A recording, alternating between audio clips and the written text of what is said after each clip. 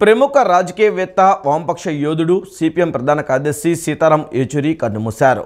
ఊపిరితిత్తుల్లో ఇన్ఫెక్షన్తో ఢిల్లీ ఎయిమ్స్లో కొద్ది వారాలుగా చికిత్స పొందిన ఆయన ఆరోగ్యం విషమించడం వల్ల తుదిశ్వాస విడిచారు.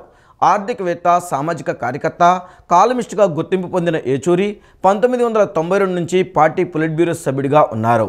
2005 నుండి 2017 వరకు రాజ్యసభ సభ్యుడిగా కొనసాగారు. ప్రముఖ రాజకీయవేత్త, వామపక్ష యోధుడు, సిపిఎం ప్రధాన కార్యదర్శి సీతారాం యేచూరి కన్నుమూశారు. ఊపిరితిత్తుల్లో ఇన్ఫెక్షన్తో ఢిల్లీ ఎయిమ్స్లో చికిత్స పొందుతూ ఆరోగ్యం విషమించడం వల్ల తుదిశ్వాస విడిచారు. సీతారాం యేచూరి 1952 ఆగస్టు 12న చెన్నైలో జన్మించారు. ఆయన తల్లిదండ్రులు ఆంధ్రప్రదేశ్లోని కాకినాడ వాస్తవ్యులు. తండ్రి సర్వేశ్వర సోమయాజుల యేచూరి ఏపీఎస్ఆర్టీసీలో ఇంజనీర్గా పనిచేశారు.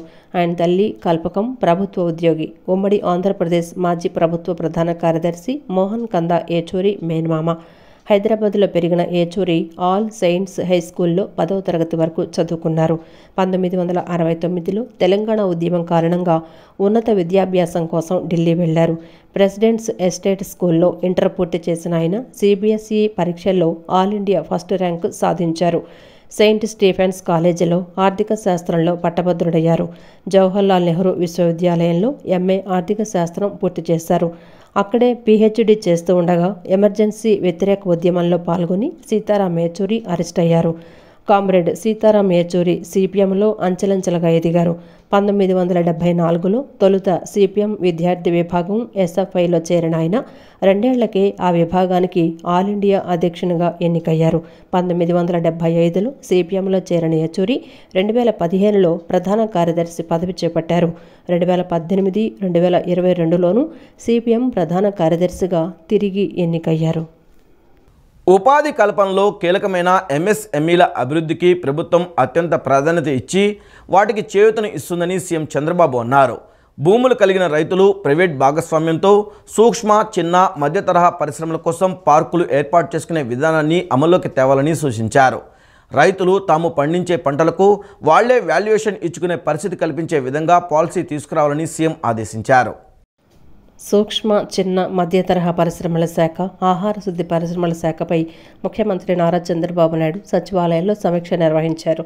ఈ శాఖల్లో ఉన్న పరిస్థితులపై రివ్యూ చేసి పలు సూచనలు, ఆదేశాలిచ్చారు. ఉపాధి కల్పనలో కీలకమైన ఎంఎస్ఎంఈల అభివృద్ధికి ప్రభుత్వం అత్యంత ప్రాధాన్యత ఇచ్చి వాటికి చేయూతనిస్తుందని సీఎం అన్నారు. ప్రభుత్వం నుంచి తగు ప్రోత్సాహం అందిస్తే ఈ రంగం ద్వారా మంచి ఫలితాలను సాధించవచ్చని సీఎం అన్నారు. అనేక సవాళ్లతో దెబ్బతిన్న ఈ రంగాన్ని సరికొత్త విధానాల ద్వారా మళ్లీ గాడిన పెడతామని ముఖ్యమంత్రి అన్నారు. రాష్ట్రంలో పెండింగ్లో ఉన్న ఎంఎస్ఎంఈ పార్కులను త్వరితగతిన పూర్తి చేసి వసతులు, సౌకర్యాలు కల్పించి పరిశ్రమల ఏర్పాటును వేగవంతం చేస్తామన్నారు. ఆయా ప్రాంతాల్లో రైతుల భాగస్వామ్యంతో వారే ఎంఎస్ఎంఈ పార్కులు ఏర్పాటు చేసుకున్న అంశంపై కసరత్తు చేయాలని సీఎం అన్నారు.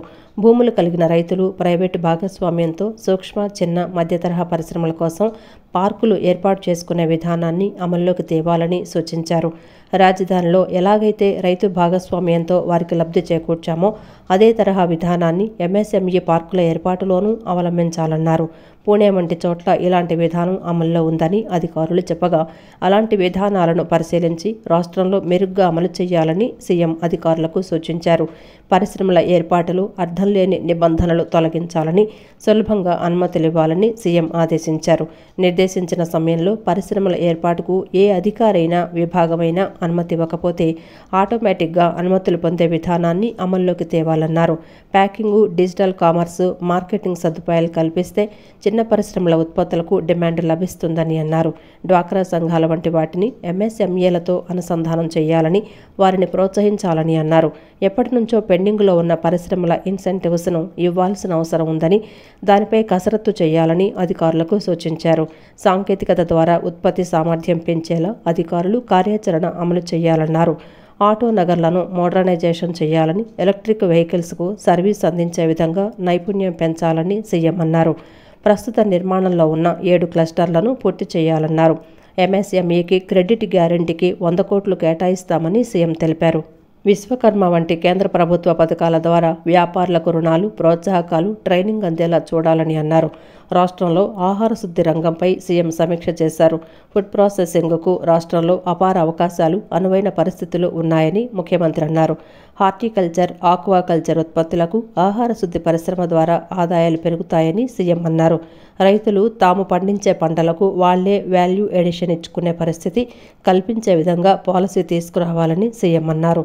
ప్రకృతి వ్యవసాయం ద్వారా పండించే పంటలకు ఎక్కువ డిమాండ్ ఉంటుందని, వాటిని ప్రోత్సహించాలని సీఎం అన్నారు. కనీ విని ఎరుగని వర్షం ప్రభావంతో భారీ వరదలతో ఏపీలో అనేక గ్రామాలు జలమయం అయ్యాయని హిందూపురం ఎమ్మెల్యే సినీ నటుడు నందమూరి బాలకృష్ణ ఆవేదన వ్యక్తం చేశారు. ఈ వరదని ప్రభుత్వం సృష్టించింది అని కొందరు వ్యక్తులు ఆరోపణలు చేస్తున్నారని మండిపడ్డారు. వరద బాధితుల కోసం సాయం చేసిన వాళ్లందరికీ బాలయ్య ధన్యవాదాలు తెలిపారు. కనివిని ఎరుగని వర్షం ప్రభావంతో భారీ వరదలతో ఏపీలో అనేక గ్రామాలు జలమయమయ్యాయని హిందూపురం ఎమ్మెల్యే సినీ నటుడు బాలకృష్ణ అన్నారు. హైదరాబాద్ నుంచి గన్నవరం విమానాశ్రయానికి సినీ బృందం చేరుకుంది. వరద బాధితుల కోసం ప్రకటించిన విరాళాన్ని సీఎం రిలీఫ్ ఫండ్కు ఇచ్చేందుకు బాలయ్యతో పాటు జొన్నలగడ్డ సిద్ధు, విశ్వక్సేన విజయవాడకు చేరుకున్నారు. ఈ సందర్భంగా ఎమ్మెల్యే బాలయ్య మాట్లాడుతూ, ప్రాంతాలు వేరైనా మనది తెలుగు భాష అని అన్నారు. ఒక ప్రాంతానికి ఆపదొస్తే మరో ప్రాంతం సాయం చేసే విధంగా కుటుంబంలాగా పనిచేశారన్నారు. అందరినీ ప్రభావితం చేసి వాళ్లని ఆదుకునే విధంగా జోలిపట్టి ఎన్టీఆర్ ప్రాంతాలన్నీ తిరిగేవాళ్లని గుర్తు చేశారు. వరద ముప్పుకు అందరూ స్పందించారన్నారు. షూటింగ్లో బిజీగా ఉన్నా సరే రాష్ట్రం కోసం తమ వంతు సాయం చేశారన్నారు. సీఎం రిలీఫ్ ఫండ్కు చెక్కులు ఇవ్వడానికి విజయవాడ వచ్చామని తెలిపారు. సీఎం రిలీఫ్ ఫండ్ ప్రకటించి చేసి చాలా రోజులవుతోందన్నారు. కొంతమంది పేర్లు ఎత్తడం కూడా తనకిష్టం లేదన్నారు. ఈ వరదని ప్రభుత్వం సృష్టించిందని కొందరు వ్యక్తులు ఆరోపణ చేస్తున్నారని మండిపడ్డారు.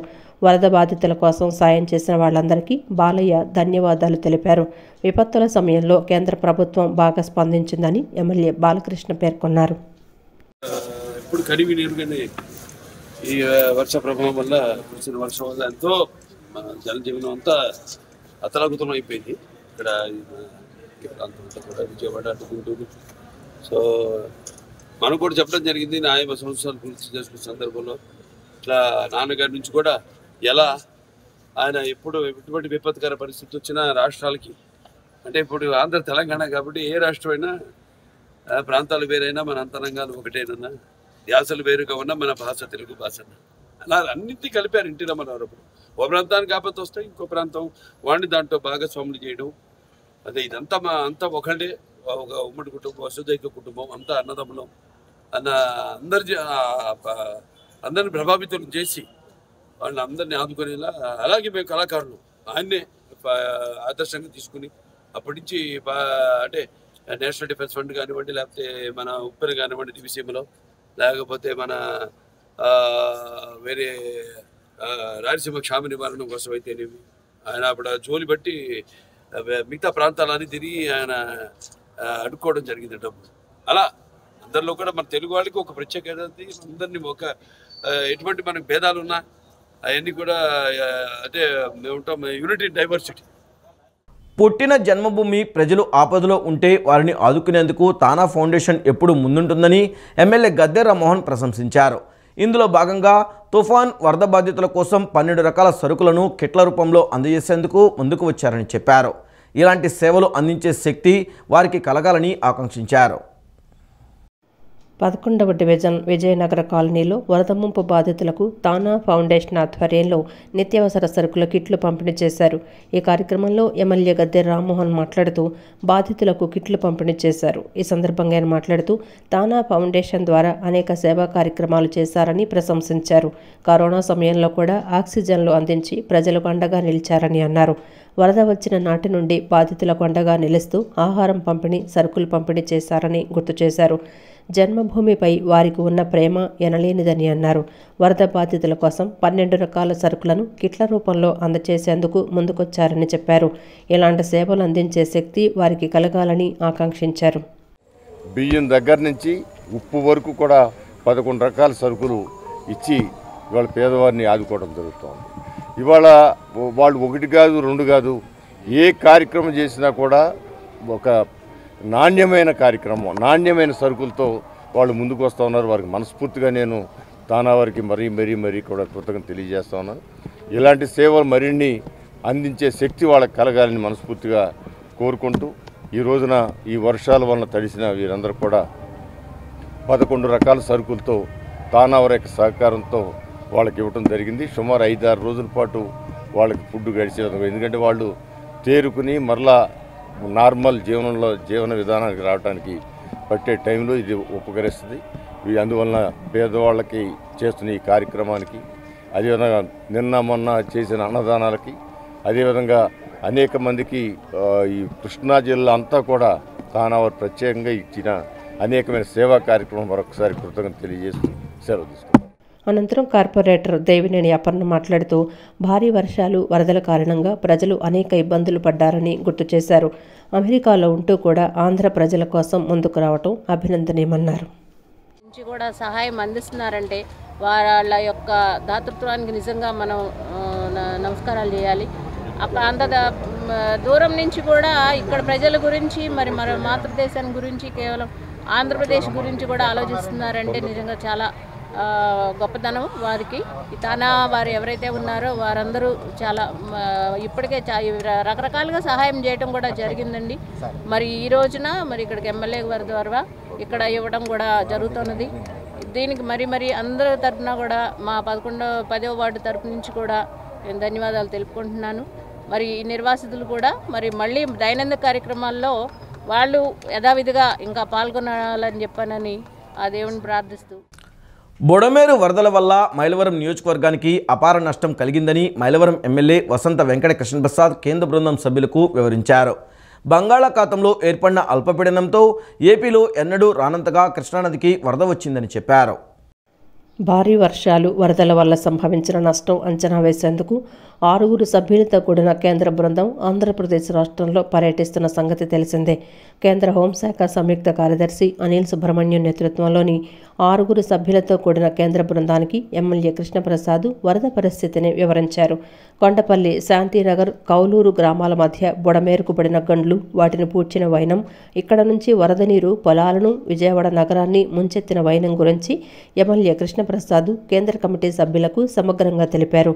వరద పరిస్థితి, నష్టం అంచనా ప్రధానంగా వ్యవసాయం, చెరువులు, హార్టికల్చర్, పశుసంవర్ధక, మత్స్య, పంచాయతీరాజ్ రోడ్లు, R&B రోడ్లు, నీటి వనరులు, గ్రామీణ త్రాగునీటి సరఫరా, పురపాలక, పట్టణాభివృద్ధి శాఖల్లో సంభవించిన నష్టాలపై కేంద్ర బృందానికి సుదీర్ఘంగా వివరించారు. ముఖ్యమంత్రి నారా చంద్రబాబు నాయుడు, మంత్రి నారా లోకేష్ ఎప్పటికప్పుడు పరిస్థితిని స్వయంగా సమీక్షిస్తూ వరద బాధితులకు సహాయ కార్యక్రమాలను ఉధృతంగా చేపట్టి ఆదుకున్నారని పేర్కొన్నారు. సొంత ఇంటితో నిమిత్తం లేకుండా వరద ప్రాంతాల్లో అద్దెకు ఉన్న ప్రతి కుటుంబానికి ఆర్థిక సహకారం అందించాలని, ఆటో, మున్సిపల్ తదితర శ్రామికులకు ప్రత్యేక ప్యాకేజ్ ప్రకటించాలని రాష్ట్ర ప్రభుత్వానికి కార్మిక సంఘాల ఐక్యవేదిక నేతలు విజ్ఞప్తి చేశారు. ఇన్సూరెన్స్తో నిమిత్తం లేకుండా వరదలో మునిగిన ప్రతి ఆటోకి ప్రభుత్వం 20,000 రూపాయల సహాయం ఇవ్వాలని ప్రభుత్వాన్ని డిమాండ్ చేశారు.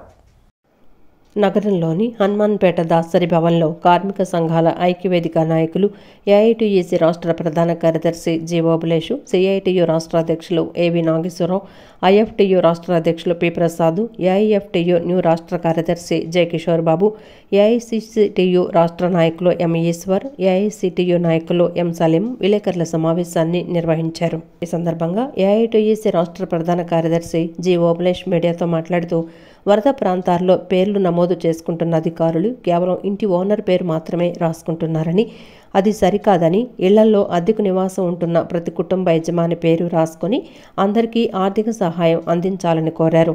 ఇన్సూరెన్స్తో నిమిత్తం లేకుండా వరదలో మునిగిన ప్రతి ఆటోకి ప్రభుత్వం 20,000 రూపాయలు సహాయం ఇవ్వాలని ప్రభుత్వాన్ని డిమాండ్ చేశారు. పోయినటువంటి ప్రభుత్వం పైన నిందారోపణలు చేస్తూ కాలం వెళ్ళబుచ్చేదానికన్నా నిర్దిష్టమైనటువంటి నిర్మాణాత్మకమైనటువంటి సహాయక చర్యలు ఏం తీసుకుంటే బాగుంటుందనేటువంటిది ఆయన ఆలోచన చేయాలి. ఆయన అట్లా ఆలోచన చేయడానికి వీలుగా కార్మిక సంఘాలతో పిలిచి సమావేశం ఏర్పాటు చేయాలి. అట్లా కాకుండా ఆయనకు ఎవరో సూచన చేస్తారు. ఇంతకుముందు జగన్మోహన్ రెడ్డి ప్రభుత్వంలో ఎట్లయితే సలహాలు ఇచ్చేదానికి తప్పుడు సలహాదారులను ఎంచుకున్నాడు, ఇప్పుడు చంద్రబాబు నాయుడు కూడా అట్లాంటి సలహాదారులను పెట్టుకొని ఉన్నాడు. అందులో ఈ సలహాదారుల వల్ల ఉపయోగం లేనటువంటిది. ఫీల్డ్లో క్షేత్రస్థాయిలో జనముతో సంబంధం కలిగి, జనం విషయాల పట్ల అవగాహన కలిగి ఏం చేస్తే బాగుంటుందనేటువంటి విషయాలు తెలిసినటువంటి కార్మిక సంఘాల ప్రతినిధులతో ఒక సమావేశాన్ని ఏర్పాటు చేసి చంద్రబాబు నాయుడు తీసుకోబోయేటువంటి నిర్దిష్టమైనటువంటి ఆచరణాత్మకమైనటువంటి చర్యలేవో తెలియజేయాలి మాకు.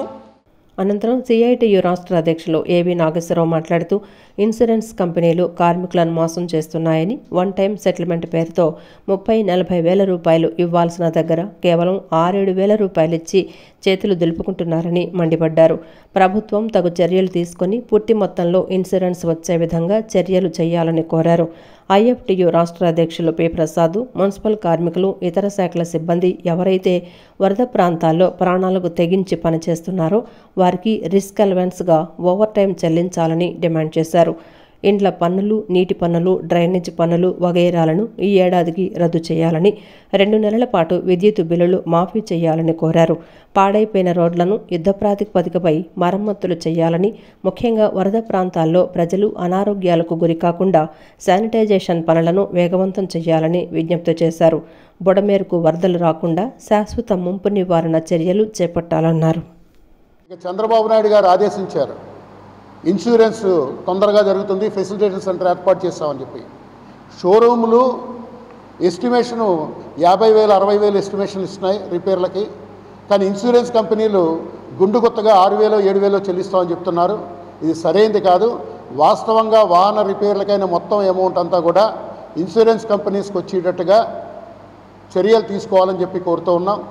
అలాగే బ్యాంకుల నుంచి నూతన ఆటోలు కొనుక్కోవడానికి అవసరమైన రుణాలు ఇప్పించాలని చెప్పి కూడా కోరుతూ ఉన్నాం. ఎవరైతే మున్సిపల్ కార్మికుల చేత పనిచేయించారో దాదాపు 7,000 మంది రాష్ట్ర వ్యాప్తంగా ఉన్న వాళ్ళందరూ వచ్చారు. తీవ్ర ఇబ్బందులు పడుతూ వాళ్ళు సేవలు అందించారు. వాళ్ళందరికీ కూడా ధన్యవాదాలు. అదే వాళ్ళందరికీ కూడా అదనంగా 1 నెల వేతనం రిస్క్ ఎలమెంట్స్గా చెల్లించాలని చెప్పి కేంద్ర కార్మిక సంఘాల తరఫున మున్సిపల్ కార్మికులందరికీ ఇక్కడ డ్యూటీలు నిర్వహించిన వాళ్ళకి చెల్లించాలని చెప్పి కోరుతూ ఉన్నాం. ఎన్టీఆర్ జిల్లాలో ప్రస్తుతం ఉన్న 1,25,000 బీజేపీ సభ్యత్వం నుంచి 3 లక్షల సభ్యత్వాలను పెంచి ప్రజలకు చేరువయ్యేందుకు కృషి చేస్తామని ఎన్టీఆర్ జిల్లా బీజేపీ అధ్యక్షుడు అడ్డూరి శ్రీరామ్ తెలిపారు. ప్రధానమంత్రి నరేంద్ర మోదీ సాగిస్తున్న సుపరిపాలన కారణంగా ప్రపంచ ఆర్థిక వ్యవస్థలో భారతదేశం 4వ స్థానంలో నిలిచిందని కొనియాడారు. నగరంలోని సూర్యారావుపేట నగర బీజేపీ కార్యాలయం నందు ఎన్టీఆర్ జిల్లాలో అడ్డూరి శ్రీరామ్ ఆధ్వర్యంలో విలేకరుల సమావేశాన్ని నిర్వహించారు.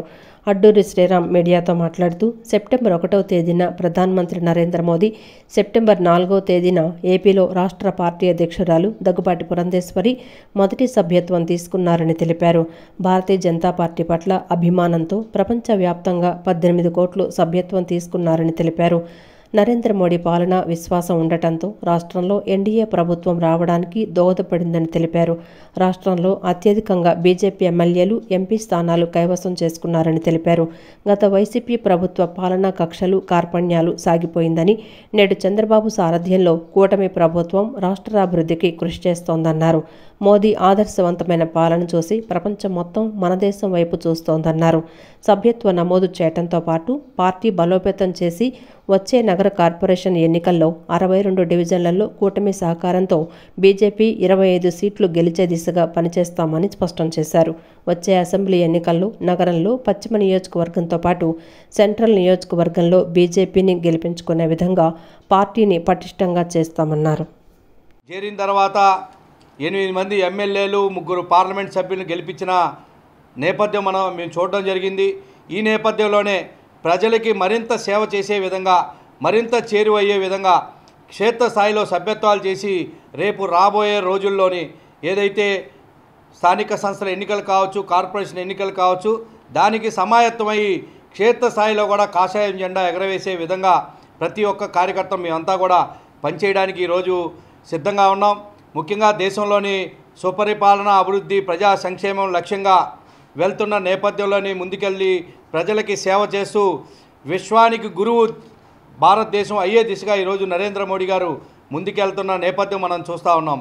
ఆర్థిక వ్యవస్థగా ప్రపంచంలోనే అతిపెద్ద ఆర్థిక వ్యవస్థగా, 4వ ఆర్థిక వ్యవస్థగా తయారయ్యే దిశగా ఈరోజు మోడీ గారు పరిపాలన ముందుకెళ్ళడం మనం చూస్తూ ఉన్నాం.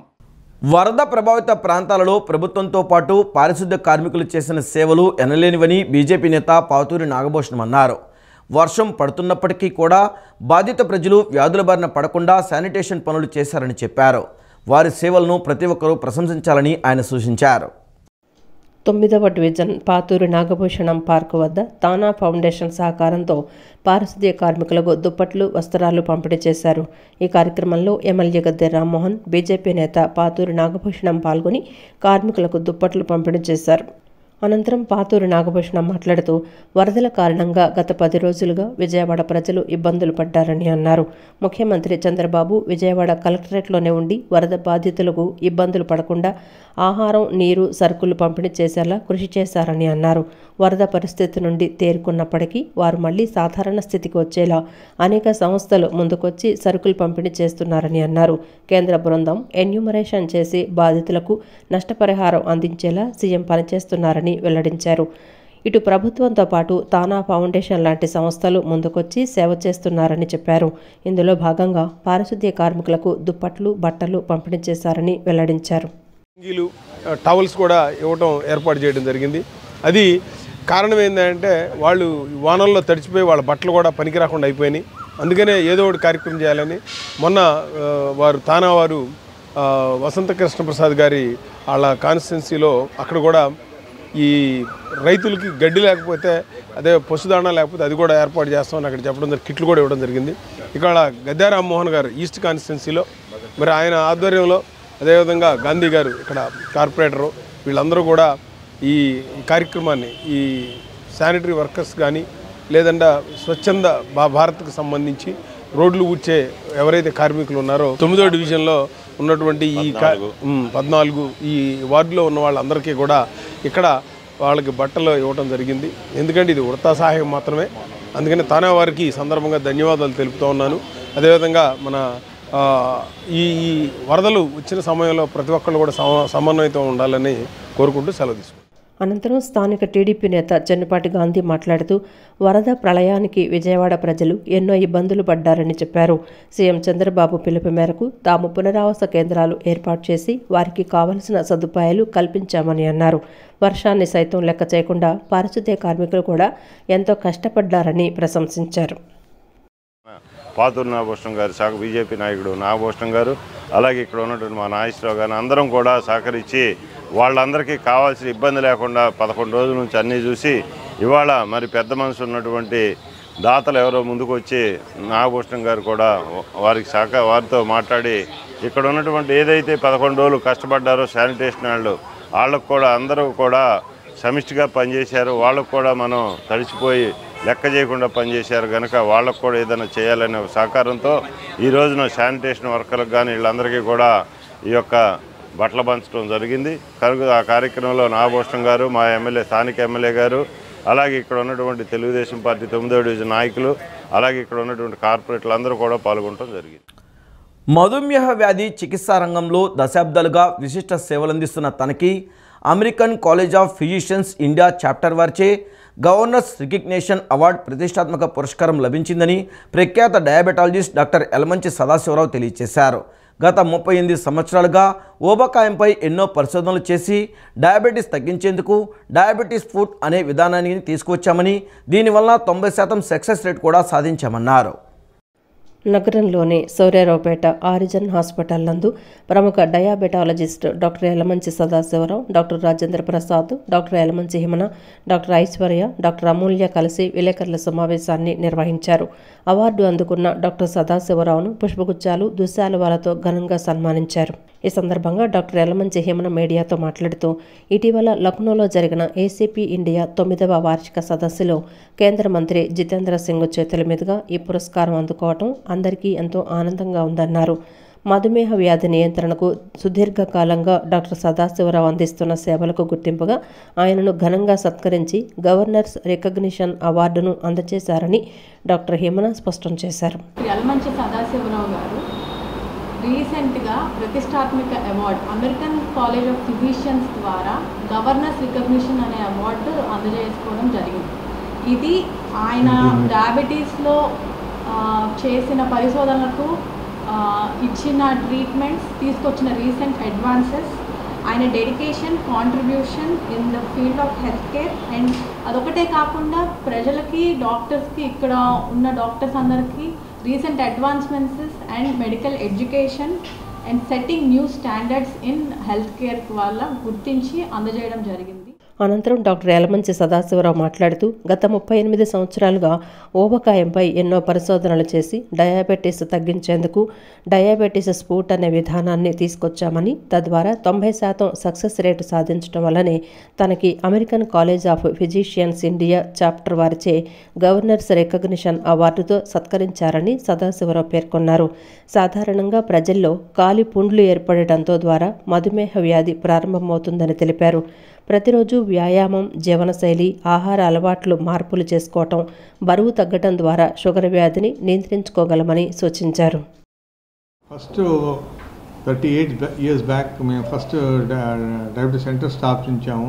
తర్వాత స్లోగా ఇది ఒక ఆల్మోస్ట్ ఇన్స్టిట్యూట్ లాగా అన్నీ కూడా వాట్ ఎవర్ డయాబెటీస్ పేషెంట్కి అవసరమైన అన్ని నీడ్స్ కూడా ఇక్కడ మేము ఇది చేస్తున్నాం. వాళ్ళన్నింటికి అనేకమైన స్పెషలిస్టులు ఇక్కడ 15 నుంచి 20 మంది specialist whenever they are needed they come and they do ఇదన్నమాట. So it's a team effort. So ఒక డాక్టరే కాదు, అనేక మంది డాక్టర్లు ఒకే పేషెంట్ ఒకే టైంలో చూసి సరైన వైద్యం ఇవ్వటం, దాన్ని అనేకమైన ఇవి కూడా స్టార్ట్ చేసాం. For the first time joint clinics అని పెట్టాం. అంటే జాయింట్ డయాబెటీస్ కిడ్నీ క్లినిక్, అలాగే హార్ట్ క్లినిక్, అంటే ఇద్దరు స్పెషలిస్టులు ఒకే టైంలో ఆ పేషెంట్ చూసి ఒకే ప్రిస్క్రిప్షన్ ఇస్తాం. సో తద్వారా ఏమవుతుందంటే పేషెంట్కి బెటర్ కేర్ వస్తుంది. అనంతరం డాక్టర్ రాజేంద్ర ప్రసాద్ మాట్లాడుతూ మధుమేహ వ్యాధి చికిత్సా రంగంలో సదాశివరావు అందిస్తున్న సేవలను కొనియాడారు. డయాబెటీస్ రివర్స్ అనే విధానాల ద్వారా మధుమేహాన్ని అదుపులో ఉంచే నూతన విధానానికి బీజం వేశామన్నారు. రికగ్నిషన్ తెచ్చిన వ్యక్తి డాక్టర్ సదాశివరావు గారు. ఆంధ్రప్రదేశ్, ఉమ్మడి ఆంధ్రప్రదేశ్లో కూడా ఆయన వలన చాలా సైంటిఫిక్ సెషన్స్ జరిపి చాలామందిని ఎడ్యుకేట్ చేసి చాలా ఇచ్చేశారు. దాని సందర్భంగా ఏంటంటే ఇప్పుడు అమెరికన్ కాలేజ్ ఆఫ్ ఫిజిషియన్స్ తరఫున గవర్నర్స్ రికగ్నిషన్ అవార్డు తీసుకుంటున్న సందర్భంగా 1974 బ్యాచ్ తరఫున రంగరాయ మెడికల్ కాలేజీ బ్యాచ్ తరఫున నేను సదాశివరావు గారిని సన్మానిస్తున్నాను. ఈ సందర్భంగా ఆయన వల్ల ఈరోజు చాలామంది డయాబెటీస్ ప్రాక్టీస్ చేస్తూ దానికి ఒక రికగ్నిషన్ తీసుకొచ్చారు. కాబట్టి ఈ సందర్భంగా ఆయనకి సన్మానించాలనేది ఉద్దేశంతో సన్మానిస్తున్నాం. విజయవాడ తూర్పు నియోజకవర్గంలో 60,000 సభ్యత్వాలే లక్ష్యంగా పనిచేస్తామని భారతీయ జనతా పార్టీ తూర్పు నియోజకవర్గ కన్వీనర్ పోతంశెట్టి నాగేశ్వరరావు వెల్లడించారు. విజయవాడలో వరదల కారణంగా సభ్యత్వ నమోదు కార్యక్రమం ఆలస్యమైందని చెప్పారు. ఎటువంటి రుసుము చెల్లించకుండా పార్టీ సభ్యత్వం తీసుకోవచ్చని ఆయన వివరించారు. అమరావతి బోట్ క్లబ్ కార్యాలయంలో Bharatiya Janata party east assembly సభ్యత్వ నమోదుపై విలేకరుల సమావేశం నిర్వహించారు. సమావేశంలో భారతీయ జనతా పార్టీ తూర్పు నియోజకవర్గ కన్వీనర్ పోతంశెట్టి నాగేశ్వరరావు దేశవ్యాప్తంగా భారతీయ జనతా పార్టీ సభ్యత్వ కార్యక్రమం జరిగిందని, విజయవాడలో వరదల కారణంగా ఈ కార్యక్రమం ఆలస్యమైందని చెప్పారు. విజయవాడ తూర్పు నియోజకవర్గంలో గతంలో 20,000 సభ్యత్వం ఉందని, ఈ సంవత్సరం రెట్టింపుకు మించి అవుతుందని అభిప్రాయపడ్డారు. బీజేపీ రాష్ట్ర అధ్యక్షురాలు పురంధేశ్వరి పార్టీ సభ్యత్వం తీసుకుని కార్యక్రమాన్ని ప్రారంభించారని చెప్పారు. ఇందులో భాగంగా విజయవాడ తూర్పు నియోజకవర్గంలో ప్రారంభమైందని చెప్పారు. 8800002024కు మిస్డ్ కాల్ ఇచ్చి ఎన్రోల్మెంట్ చేసుకొని సభ్యత్వం నమోదు చేసుకోవాలని సూచించారు. 60,000 సభ్యత్వాలే లక్ష్యంగా పనిచేస్తామని చెప్పారు. జరిగింది. తద్వారా జిల్లా అధ్యక్షులు, అదేవిధంగా ఎన్టీఆర్ జిల్లాలో ఉన్నటువంటి ఎన్టీఆర్ జిల్లా అధ్యక్షులు అడ్డూరి శ్రీరామ్ గారి ఆధ్వర్యంలో యొక్క సభ్యత్వ కార్యక్రమం జరుగుతుంది. కాబట్టి ఈరోజు ఈస్ట్ నియోజకవర్గంలో వారి యొక్క ఆదేశాల మేరకు ఈస్ట్లో కూడా ప్రారంభించడం జరుగుతుంది. ఈ యొక్క ఈస్ట్లో ఉన్నటువంటి మా యొక్క టార్గెట్ ఏదైతే ఉందో 8800002024కి మిస్డ్ కాల్ ఇచ్చి ఏదైతే మిస్డ్ కాల్ ఇవ్వటం మూలంగా ఎన్రోల్ అవుతారు. ఆటోమేటిక్గా తర్వాత లింక్ వస్తుంది. లింక్ ద్వారా వారి యొక్క పూర్తి సమాచారం దాంట్లో ఎంటర్ చేసినట్టయితే పూర్తి సభ్యత్వం పూర్తయ్యి ఒక ఐడి కార్డు వస్తుంది. ఐడి కార్డు వస్తే ఆటోమేటిక్గా సభ్యత్వ కార్యక్రమం పూర్తవుతుంది. ఆ రకంగా మనం ఈస్ట్ నియోజకవర్గంలో ఉన్నటువంటి సుమారు ఒక 300 బూతుల్లో మా యొక్క లక్ష్యం ఏంటంటే బూత్కి ఒక 200 చొప్పున 300 బూతులకు సంబంధించి 60,000 సభ్యత్వం టార్గెట్ పెట్టుకొని పనిచేస్తున్నాం. అనంతరం బీజేపీ నేత తరుణ్ కాకాని మాట్లాడుతూ ప్రపంచంలోనే అతిపెద్ద రాజకీయ పార్టీ బీజేపీ అని చెప్పారు. 18 కోట్ల సభ్యత్వాలు బీజేపీకి ఉన్నాయని అన్నారు. యువత ముందుకు వచ్చి సభ్యత్వం నమోదు చేసుకోవాలని, ఎలాంటి రుసుము చెల్లించక్కర్లేదని వెల్లడించారు. జనతా పార్టీకి ఉంది.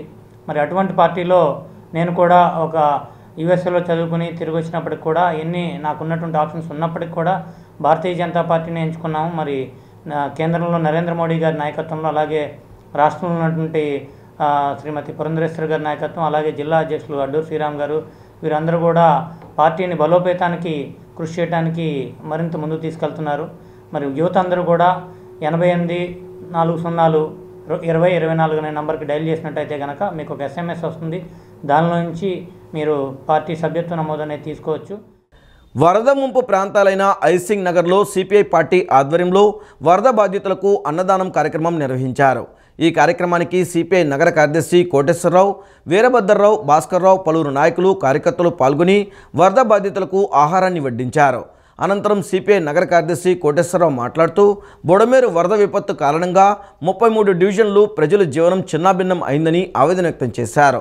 వరద బాధితులను ఆదుకునేందుకు ప్రభుత్వంతో పాటు స్వచ్ఛంద సంస్థలు, రాజకీయ పార్టీలు ముందుకు రావడం ముదావహమన్నారు.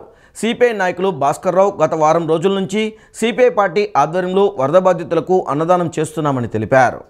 జల దిగ్బంధం అయిపోయింది. సింగనగర్, పాయికాపురం, కండ్రిక, మొత్తం విజయవాడ నగరంలో 32 డివిజన్స్ జల దిగ్బంధంలోనే. అందులో సింగనగర్ ప్రాంతం కూడా చాలా తీవ్రమైనటువంటి ఇబ్బందులు పడినటువంటి పరిస్థితి. ప్రజలందరూ కూడా ఈ సందర్భంగా ప్రభుత్వం తాము చేయవలసినటువంటి సహాయ కార్యక్రమాలు చేస్తున్నటువంటి దాంట్లోనే స్వచ్ఛంద సేవా సంస్థలు, రాజకీయ పార్టీలు, రాజకీయాలకు అతీతంగా అందరం కూడా ముందుకు వచ్చి మేము సైతం అని చెప్పి అందరూ కూడా చేస్తున్నటువంటి సహకారం విజయవాడలో ప్రజలందరికీ చేస్తున్నది అందుతూ ఉన్నది. ఇదే సందర్భంలో ఈ రకంగా పంపిణీ కార్యక్రమం కాకుండా భోజనాలు వడ్డించి పంపిణీ చేసేటటువంటి కార్యక్రమం, ఆకలిని తీర్చేటటువంటి ఆ ఆకలితో ఉన్నటువంటి వారిని ఆదుకునేటటువంటి పద్ధతిలో మా వంతుగా సిపిఐగా కార్యక్రమం చేపడతా ఉన్నాం.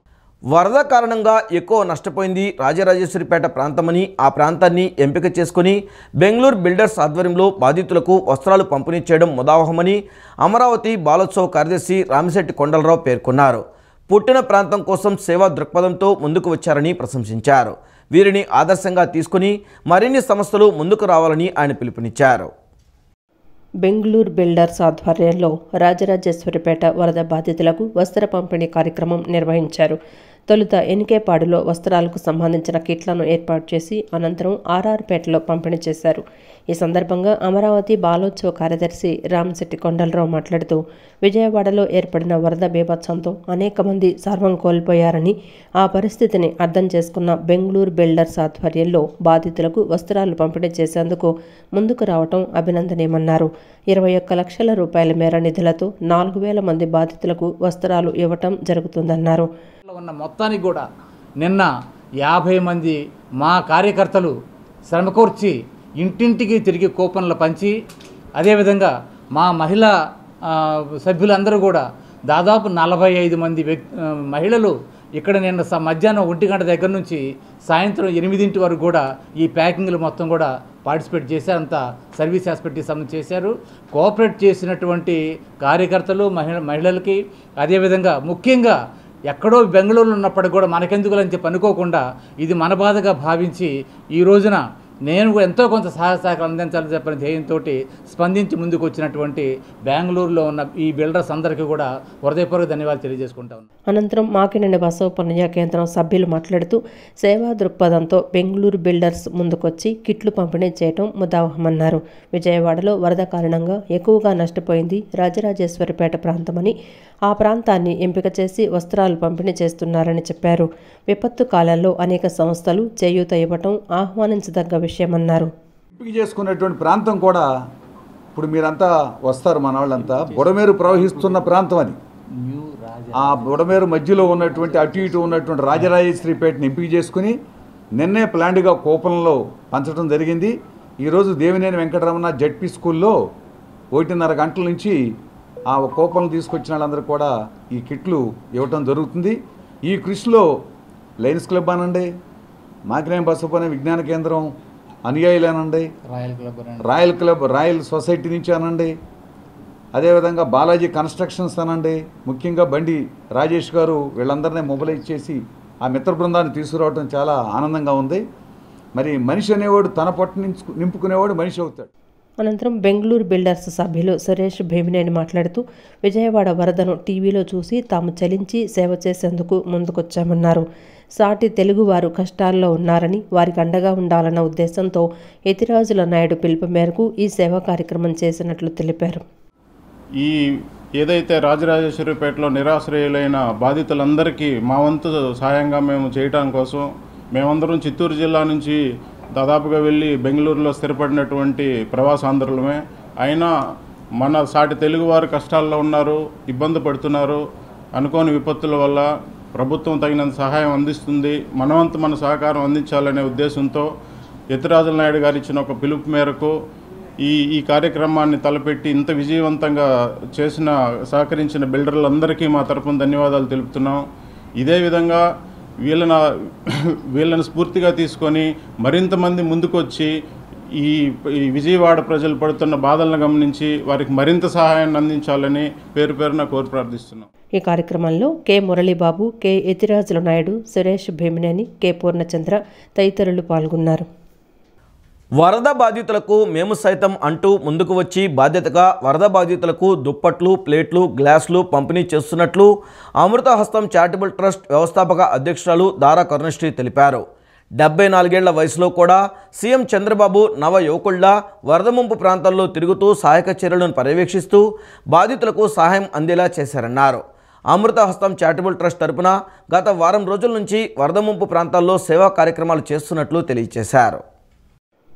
విజయవాడ చెరువు సెంటర్లో అమృతహస్తం చారిటబుల్ ట్రస్ట్ ఆధ్వర్యంలో వరద బాధితులకు దుప్పట్లు, ప్లేట్లు, గ్లాసులు పంపిణీ కార్యక్రమాన్ని నిర్వహించారు. ఈ సందర్భంగా ట్రస్ట్ వ్యవస్థాపక అధ్యక్షురాలు తారా కరుణశ్రీ మాట్లాడుతూ 74 ఏళ్ల వయసులో కూడా సీఎం చంద్రబాబు నవయువకుడిలా వరద ముంపు ప్రాంతాల్లో తిరుగుతూ సహాయక చర్యలను పర్యవేక్షిస్తూ బాధితులకు సహాయం అందేలా చేశారన్నారు. ఎమ్మెల్యే బోండా ఉమామహేశ్వరరావు స్వయంగా వరద సహాయక చర్యల్లో పాల్గొన్నారని తెలిపారు. ప్రభుత్వం చాలా చక్కగా వరద బాధితులకు అన్ని రకాల సహాయ సహకారాలు అందించిందన్నారు. అమృతహస్తం ప్రారంభించి 6.5 ఏళ్లైందని ఇప్పటి వరకు 54 లక్షల మందికి అన్న వితరణ చేశామన్నారు. నిన్న వాంబే కాలనీలో కూడా సేవా కార్యక్రమం చేసినట్లు తెలిపారు. ప్రజలు పడే ఆవేదన చూసి చాలా బాధపడ్డామని అమృతహస్తం చారిటబుల్ ట్రస్ట్ తరపున మేము సైతం అంటూ ముందుకొచ్చి రాత్రి 11 గంటల వరకు వరద బాధిత ప్రాంతాల్లో పనిచేశామన్నారు. అమృతహస్తం నిత్య అన్నదానం ఇప్పటి వరకు 54 లక్షల మందికి అన్నదానం చేసిన సంస్థ. మరి ఈరోజు విజయవాడలో ఈ వరదల వల్ల చాలామంది ప్రజలు చాలా అవస్థలు పడుతున్నారు. సో మాకు తోచిన సహాయం మేము చేద్దామంటూ 10 రోజుల నుంచి ఎక్కడైతే డిజాస్టర్ అయిన ఏరియాస్ ఉన్నాయో ఆ ఏరియాస్ మొత్తం వెళ్ళి చాలా వరకు నైట్ 11-12 వరకు కూడా మేము ఇంటింటికి వెళ్ళి 5 ఫీట్ నీళ్ళల్లో కూడా వెళ్ళి మేమంతా డిస్ట్రిబ్యూట్ చేశాము. మాకు పూర్ణ ఈవెంట్స్ కూడా చాలా సపోర్ట్ చేశారు. శ్రీజ హెల్పింగ్ హ్యాండ్స్ హైదరాబాద్ వాళ్ళు కూడా అక్కడి నుంచి వాళ్ళు ఫండ్ రైజ్ చేసి మాకు ఇక్కడికి పంపించారు. మేము ఇక్కడ వాళ్ళ కిట్స్ అనేది ప్రొవైడ్ చేశాము. నిన్న వాంబే కాలనీలో కిట్స్ ఇచ్చాము. ఇవాళ ఇక్కడ ఈ చెరువు సెంటర్లో ఇక్కడ నాగరాజు గారు మాకు స్పెషల్ బ్రాంచ్ ఇక్కడ ఏఎస్ఐ స్పెషల్ రిక్వెస్ట్ మీద సో ఇక్కడ ఈ ఏరియాలో చాలామంది ఫ్లడ్స్కి గురైన వాళ్ళు ఉన్నారు. సో అందుకోసం అని చెప్పి వాళ్ళకి కిట్స్ డిస్ట్రిబ్యూట్ చేయడం కోసం వచ్చాము. అనంతరం అమృతహస్తం చారిటబుల్ ట్రస్ట్ ఉపాధ్యక్షుడు గుడివాడ కృష్ణకిషోర్ మాట్లాడుతూ వరద బాధితులకు గత వారం రోజుల నుంచి బ్రెడ్, చపాతీలు, పాలు అన్నీ ఇచ్చామని చెప్పారు. అమృతహస్తం చారిటబుల్ ట్రస్ట్ అంటే మంచి నమ్మకం ఉందని, అందుకే ఒక ఫోన్ చేయగానే తాము ఊహించని విధంగా దాతలు విరాళాలు ఇచ్చారన్నారు. ఇలాంటి ఎప్పుడు ఏ కార్యక్రమాలైనా మేము అమృతహస్తం వాళ్ళు ముందుంటాం. మేము తర్వాత మాకు శ్రీజ హెల్పింగ్ హ్యాండ్స్ ఫౌండేషన్ వారు హైదరాబాద్ వారు కూడా మాకు సహాయాలు అందించారు. ఇవాళ ఈ కిట్స్ పంచిపెడుతున్నాం. నిన్న వాంబే కాలనీలో పంచిపెట్టామండి. ఇవాళ ఇక్కడ చెరువు సెంటర్లో ఇస్తున్నాం. మేము ఇలాంటి కార్యక్రమాలు ఇంకా ఏదైనా ఉన్నా కూడా మేము ఫ్యూచర్లో పార్టిసిపేట్ చేస్తామండి. And thank you once again. Press వాళ్ళు కూడా చాలా కష్టపడ్డారు. వాళ్ళ సొంత ఫ్యామిలీని వదిలేసి కవరేజ్ ఇస్తున్నారు. సో దట్ మన ఏరియాలో ఎంత ఎఫెక్ట్ అయిందో మిగతా ఊళ్ళో వాళ్ళకి కూడా తెలుస్తుంది. వన్స్ అగైన్ మన సీఎం గారు చెప్పక్కలేదు, 24/7 74 ఏళ్ళు అయినా కూడా ఆయన తిరిగి కష్టపడుతున్నారు. ఆయన పరిగెడుతున్నాడు, ఇంకోళ్ళు పరిగెత్తిస్తున్నారు. ఇలాంటి కార్యక్రమాలు ఇంకా ఎన్నో ఫ్యూచర్లో మేము చేస్తాము. ఈ సదావకాశం ఇచ్చిన దారా కరుణశ్రీ గారికి నా ఉదయపూర్వక ధన్యవాదాలు. Thank you friends. వరద ప్రభావిత ప్రాంతాల్లో సహాయక చర్యలు ముమ్మరంగా సాగుతున్నాయి.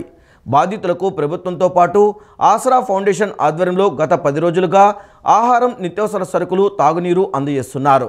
రాజరాజేశ్వరిపేటలో ఈరోజు కార్యక్రమానికి భీమిలి అసెంబ్లీ ఇన్ఛార్జ్ సందీప్ పంచకర్ల చేతుల మీదుగా గ్యాస్ స్టవ్, దుస్తులు, నిత్యావసర సరుకులు అందజేశారు. వరద నీటిలోనే పర్యటించి వరద బాధితులకు స్వయంగా ఆహారం, నిత్యావసర సరుకులు అందించి వారికి బాసటగా నిలుస్తూ మానవత్వాన్ని ప్రదర్శించారు. ఈ కార్యక్రమంలో బెల్లపు సత్యనారాయణ, ఆసరా ఫౌండేషన్ అధ్యక్షుడు నున్న విఘ్నేష్, కోనా విజయ్ కుమార్, బేవరాజు దుర్గా మల్లేష్, జీవన్ రాజు తదితరులు పాల్గొన్నారు. నిత్యావసర వస్తువులు ప్రతిరోజు కూడా ఈ పెద్దావిడ చేతితో అన్నం, అదేవిధంగా కూరలు వండించి ఆవిడతో పాటు ఆ వండించిన వాటిని ప్యాక్ చేసి ఇంతమంది ఆకలి తీర్చే ప్రయత్నం వీళ్ళు చేస్తున్నారు. నిజంగా వీళ్ళకి, అదేవిధంగా ఆసరా ఫౌండేషన్కి, వాళ్ళకి సహకరించిన డొనేషన్స్ పంపుతున్న సభ్యులకి, వీళ్ళని ప్రోత్సహిస్తున్న వారందరికీ కూడా మనస్ఫూర్తిగా నేను అభినందనలు తెలియజేసుకుంటాను. ఎందుకంటే ఈరోజు నేను వాళ్ళతో పాటు పాల్గొన్నా కాబట్టి నాకు తెలుసు. అంటే వరద ప్రాంతాల్లో లోపలికి వెళితే ఇక్కడ దోమలు గుట్టే ప్రాంతాలు ఉన్నాయి, పాములు తిరుగుతున్నాయి, ఎంత లోతుందో తెలియని పరిస్థితులు ఉన్నాయి. సో ఇలాంటి పరిస్థితుల్లో వాళ్ళ కుటుంబాన్ని, వాళ్ళ హెల్త్ని కూడా పక్కన పెట్టి మీకు కేవలం సేవే ముఖ్యం అని చెప్పని పవన్ కళ్యాణ్ గారి స్ఫూర్తితో వీళ్ళందరూ ముందుకు వచ్చి ఈ చేస్తున్న సేవా కార్యక్రమాల ద్వారా నిజంగా వాళ్ళందరికీ, వాళ్ళ కుటుంబాలకి వాళ్ళు కూడా మంచి చేకూరాలని చెప్పి మనస్ఫూర్తిగా నేను కోరుకుంటున్నాను.